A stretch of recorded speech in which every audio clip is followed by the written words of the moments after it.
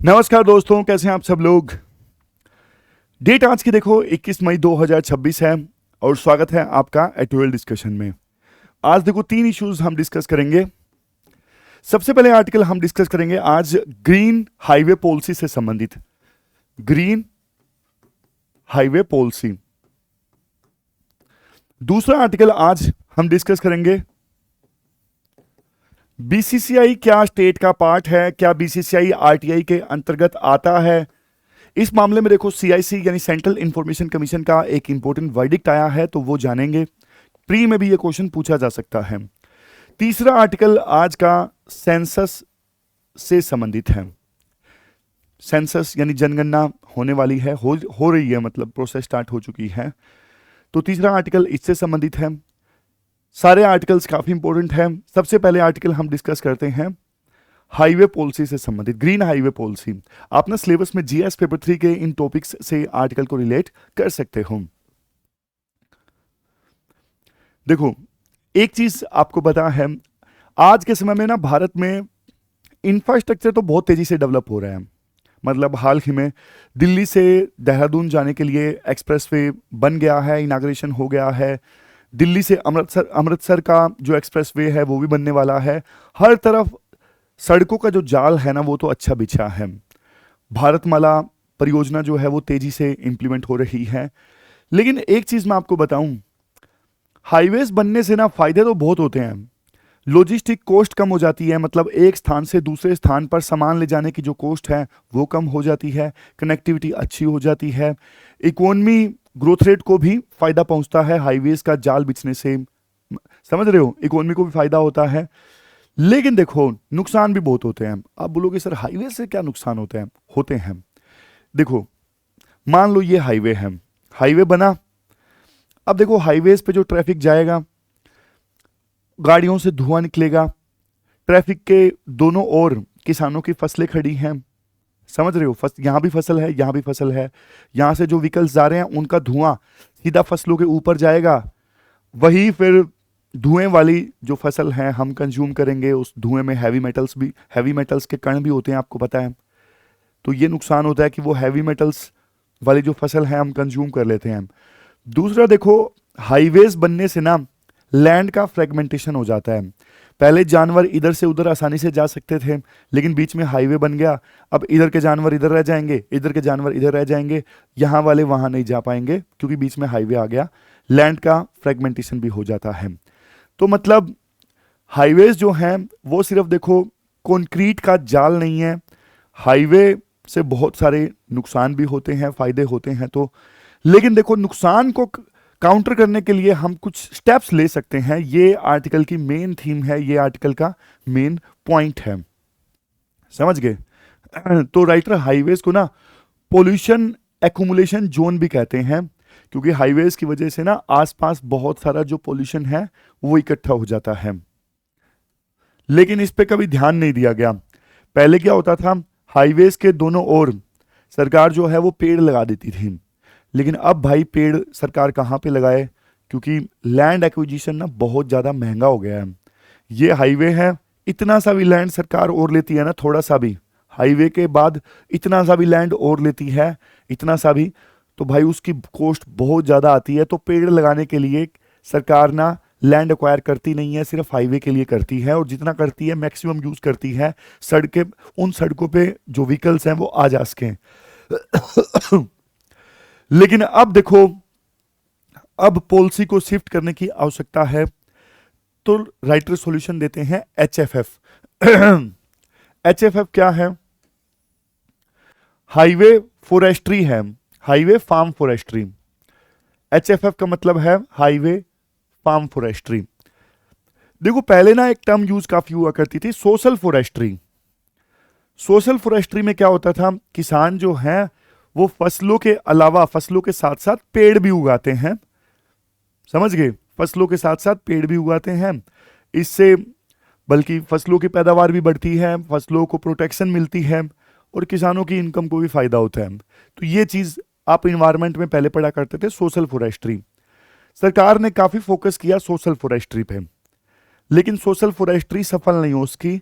आप देखोगे बहुत कम किसान ऐसे हैं जो अपनी फसल के साथ साथ पेड़ उगाते हैं।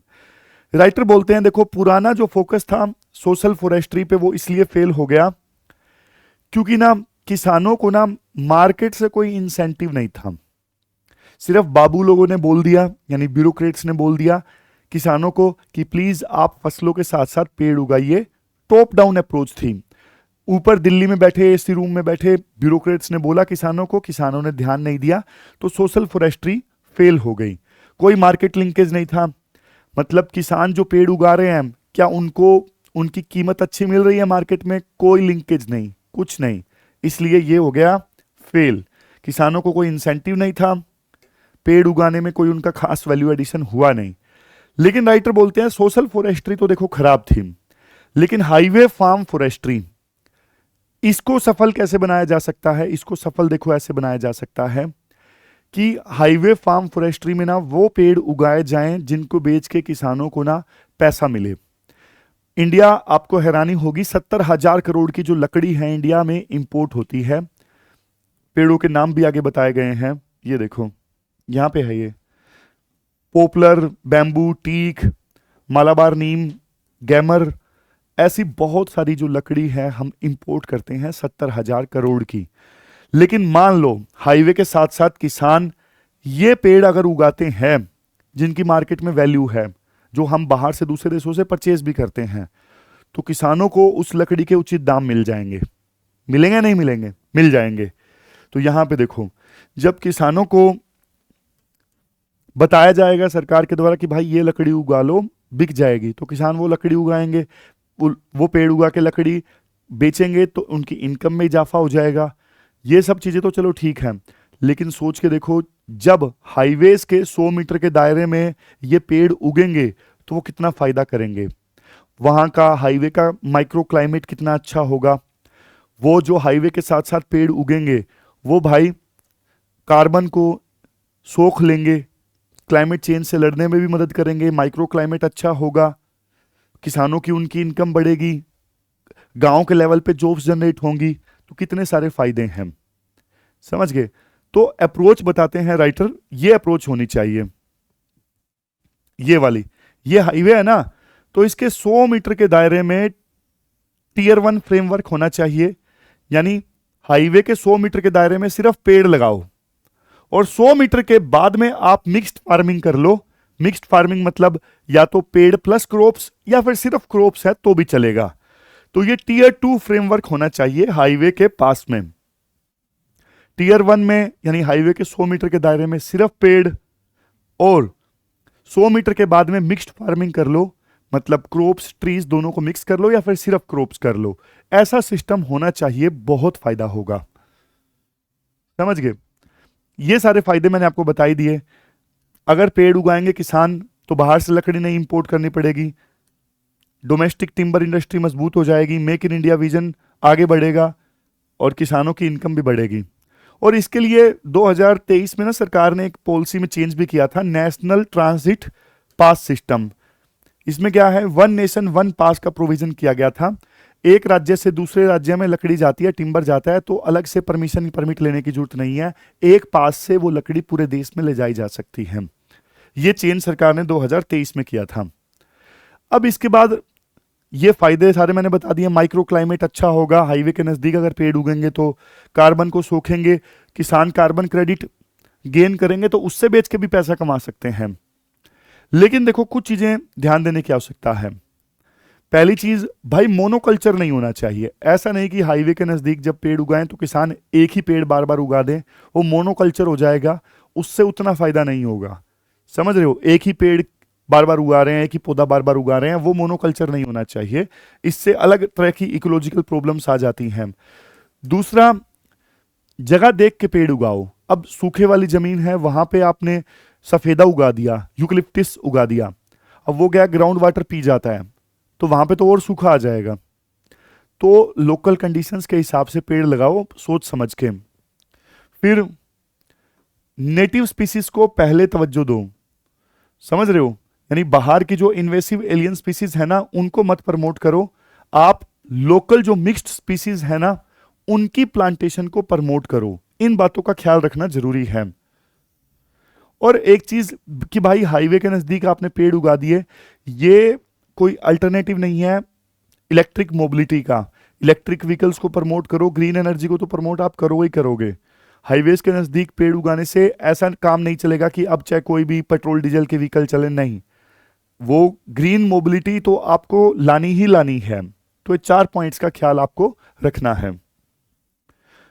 तो ये पूरा आर्टिकल हमने डिस्कस किया। 2020 में ये क्वेश्चन पूछा था, 2016 में। इन दोनों क्वेश्चंस में आप आज के आर्टिकल के पॉइंट्स यूज कर सकते हो।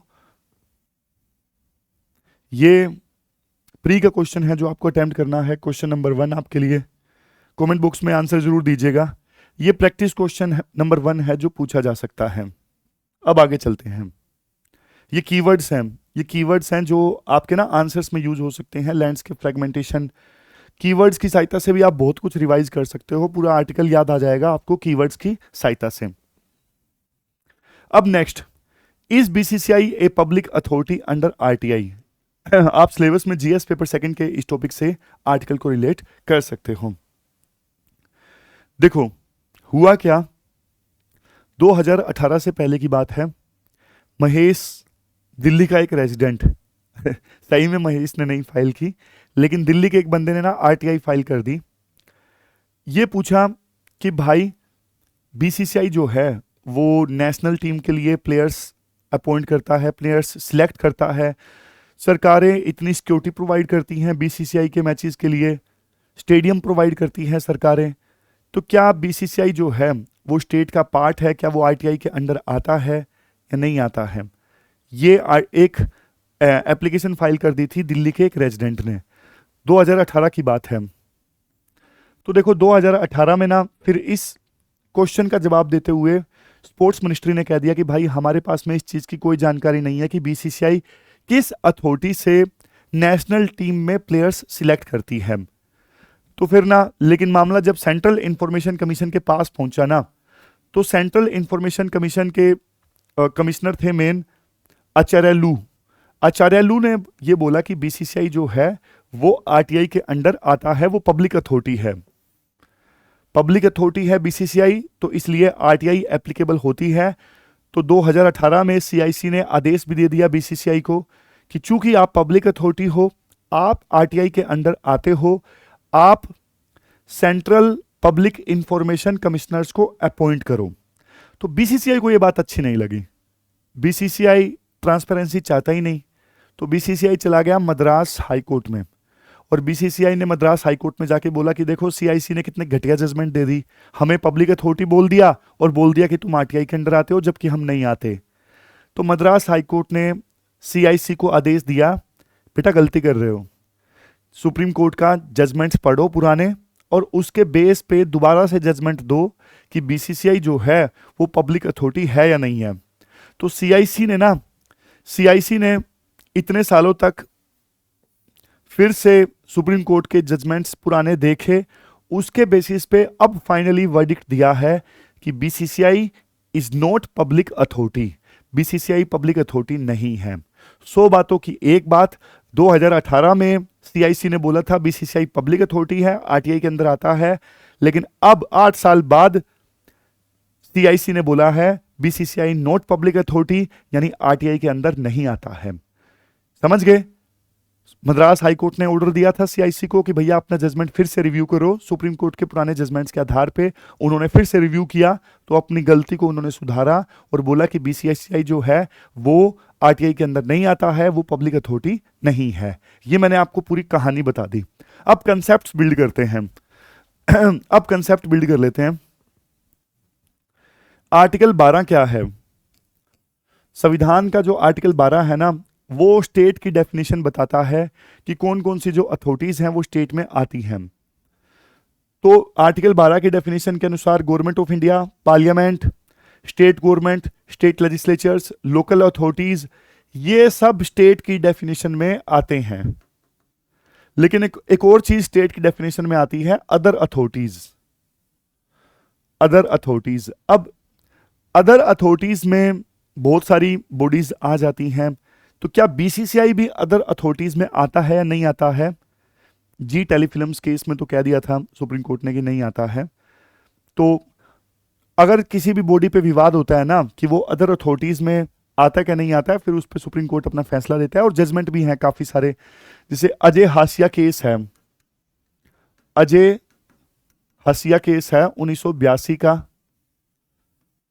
इसमें सुप्रीम कोर्ट ने काफी सारे पैरामीटर्स बताए थे किसी बॉडी को जज करने के लिए कि वो स्टेट का पार्ट है या नहीं है।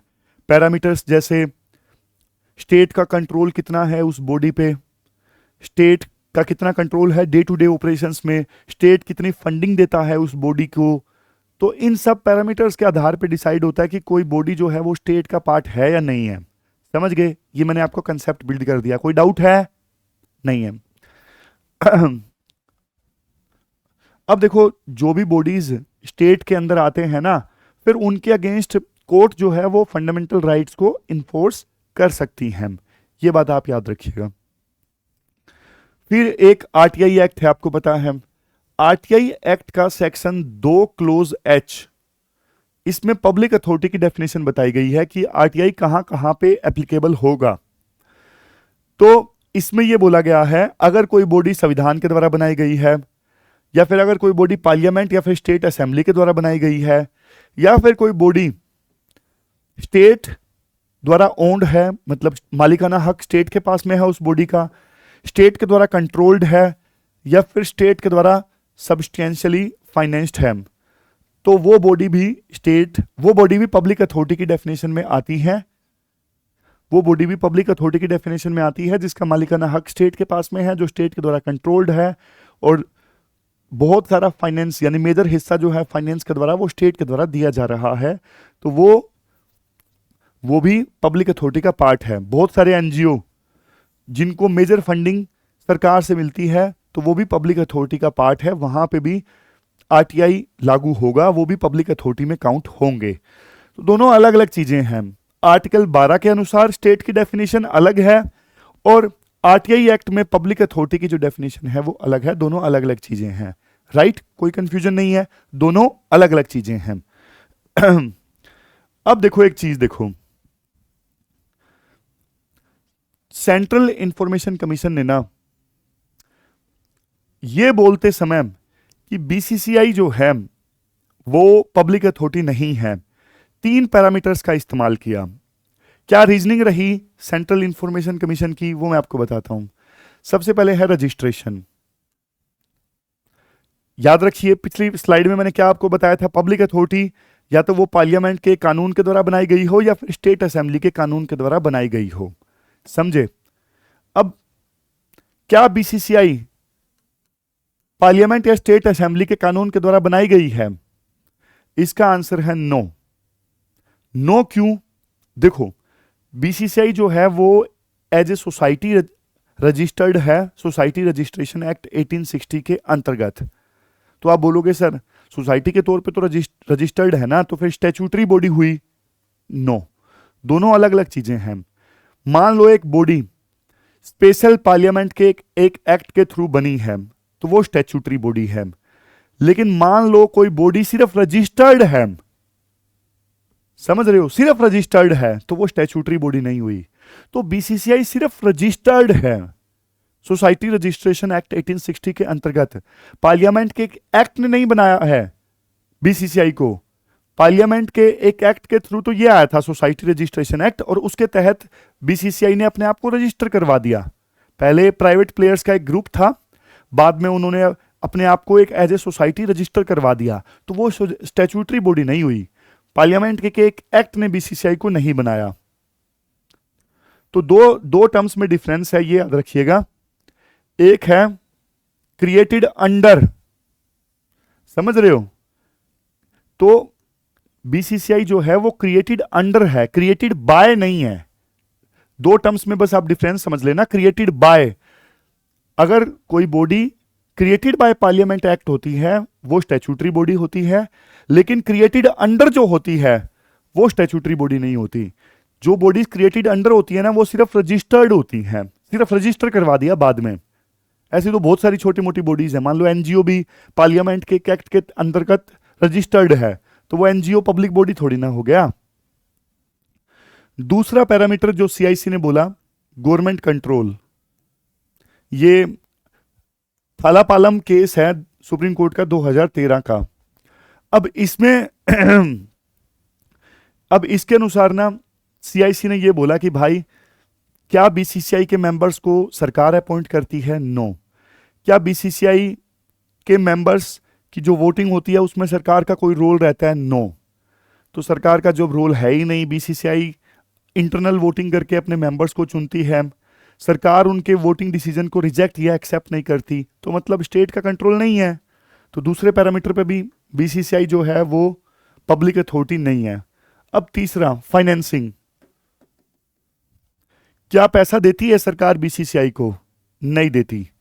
बीसीसीआई खुद का पैसा खुद कमाती है स्पॉन्सर्स की सहायता से, अपने आईपीएल राइट्स बेच के, टिकटों की सहायता से हजारों करोड़ उनको मिलते हैं। स्टेट थोड़ी बहुत सिक्योरिटी प्रोवाइड करता है, लेकिन वो मेन फंक्शन नहीं है, वो बहुत मेजर कंपोनेंट उनका नहीं है।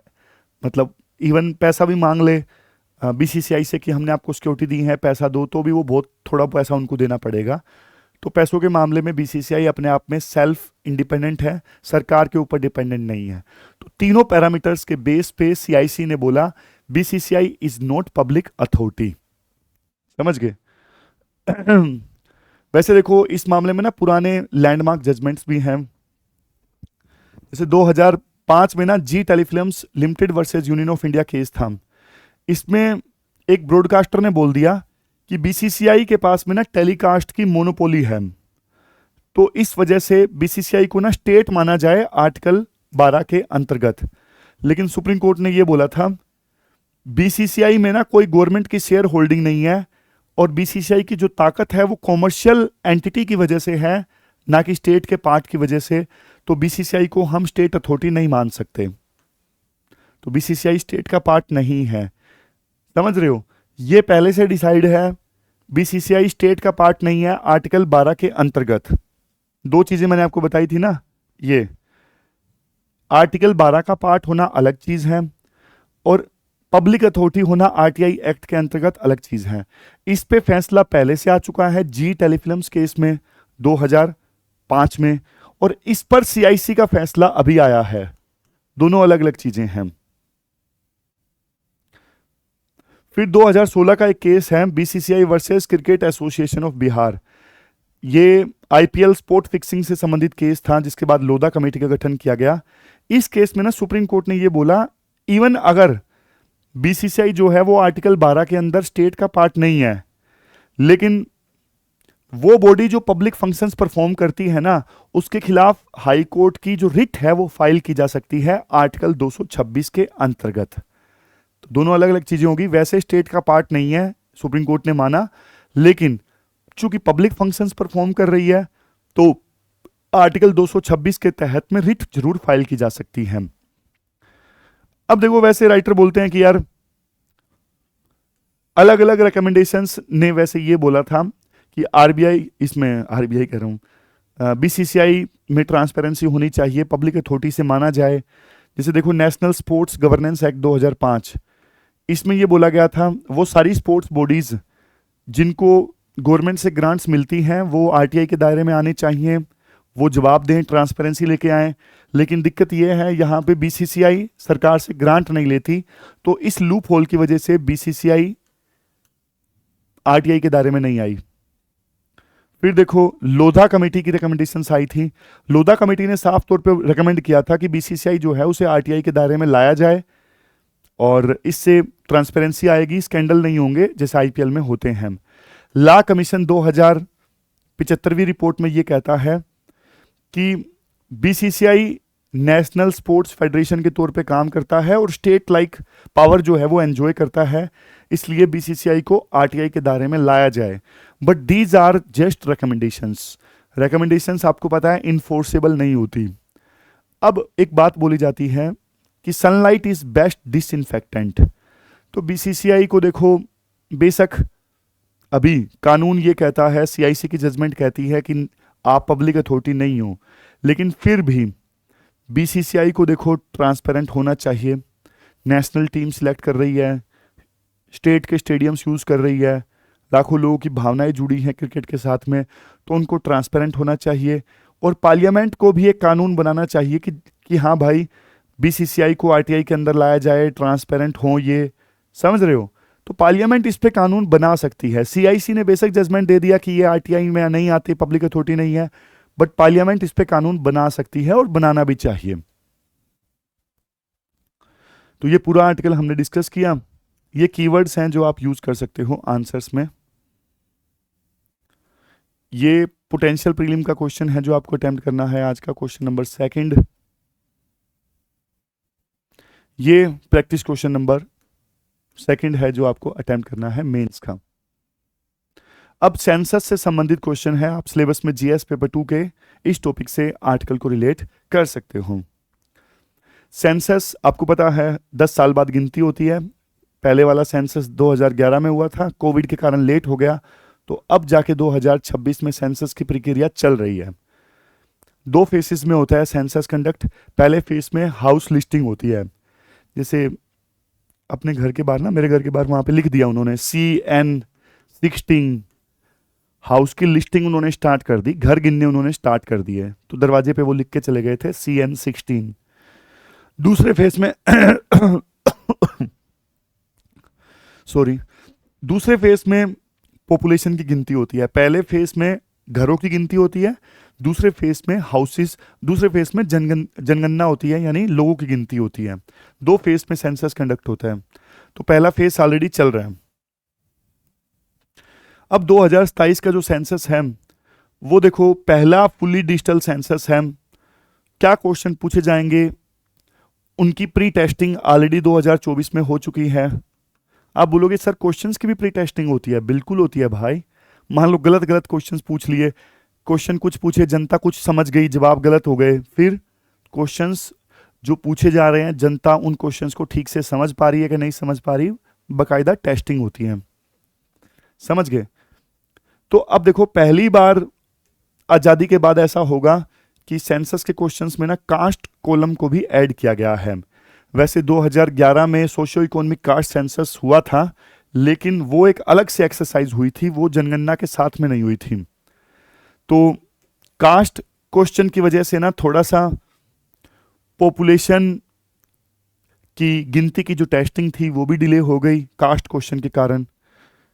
अब देखो, ये जो जनगणना है ना इसलिए भी इंपॉर्टेंट है क्योंकि इसी के बेस पे फिर आगे डीलिमिटेशन होगा। डीलिमिटेशन के जो नंबर्स है ना वो यहीं से लिया जाएंगे, सेंसस के आधार पे लिए जाएंगे, इसलिए सेंसस के नंबर्स और भी ज़्यादा ज़रूरी हो गए हैं। अब सेंसस में देखो बहुत सारे ना चैलेंज आते हैं। चैलेंज इसलिए आते हैं, जैसे मान लो महेश का परिवार है, महेश के परिवार में महेश का भाई बहन जो है वो किसी दूसरे शहर में रह के काम कर रहे हैं, वहाँ पे किराए पे कमरा लेके रहते हैं। तो क्या माना जाए, मतलब महेश के भाई बहन की जो गिनती है वो महेश के घर में होगी या फिर जहाँ पे वो किराए पे अलग से घर लेके रह रहे हैं वहाँ पे उनकी गिनती होगी। ऐसे बहुत सारे चैलेंजेस आते हैं। जैसे देखो, एक होता है डिज्यूर सेंसस। इसमें क्या होता है, इसमें ये होता है कि लोगों को ना वहीं पे गिन लो जो उनका यूजुअल प्लेस है, जो वहाँ पे जो रहते हैं, मतलब किराए पे भी रह रहे हैं वहाँ पे मत गिनो, जहाँ पे वो यूजुअली रहते हैं वहीं पे गिन लो उनको। दूसरा होता है de facto census. De facto census मतलब जनगणना के दौरान जहाँ पे जो लोग मिले उनको वहीं पे काउंट कर लो। जैसे महेश के भाई बहन किसी दूसरे शहर में अलग से घर लेके रह रहे हैं ना, वहाँ पे हैं वो सेंसस के दौरान यानी जनगणना के दौरान, तो उनको वहीं पे गिनती कर लो। तो 2 अलग अलग तरीके होते हैं। पहला होता है यूजली जहां पे वो रहते हैं उनको वहां पे गिन लो, अभी चाहे नहीं है लेकिन यूजली यहीं पे रहते हैं तो उनको यहां पे गिन लो। दूसरा होता है जनगणना के दौरान जहां पे वो फिजिकली हो वहां पे उनको गिन लो। इंडिया इन दोनों का ना मिक्स्ड फॉर्म यूज करता है। India extended de facto use करता है। इंडिया जैसे कोई टीचर जनगणना कर रहा है, वो महेश से ये पूछेगा कि आपके भाई बहन पिछले 20 दिनों में यहाँ पे एक बार भी आके रहे हैं। अगर महेश ने बोला यस, तो महेश के परिवार के साथ में ही महेश के भाई बहन को काउंट कर लिया जाएगा, वहां पे काउंट नहीं किया जाएगा फिर।